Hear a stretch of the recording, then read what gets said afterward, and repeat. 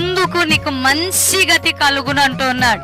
ఈ మంచి గతి ఈ 7వ నెలలో నీకు కలగాలి అంటే, ఒక మంచి స్థితి ఈ మాసంలో నీకు రావాలి అంటే, ఒక మంచి మాట నీ చెవిన పడాలి అంటే, నీ జీవితంలో మంచి అనేది జరగాలి అంటే, మంచి కార్యాలు నీ పట్ల ప్రారంభం కావాలి అంటే, ఆ చెడు అంతా తొలగిపోయి, ఆ మార అంతా తొలగిపోయి, ఆ కీడు అంతా తొలగిపోయి, ఆ చేదంతా తొలగిపోయి, ఆ యొక్క అపచయము, పోరాటము, ఓటములు, దాడులు, అపాయాలు, హాని ఇవన్నీ తొలగిపోయి ఒక మంచి గతి మీ జీవితంలోకి రావాలి అంటే దానికి ముందే వాక్యం ఉంటూ ఉన్నది.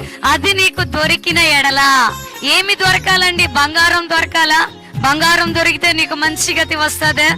లేకుంటే ధనము దొరికితే నీకు మంచి గతి వస్తుందే? అలా రాయబడలే దేవుని యొక్క వాక్యం. ఆ పైన మన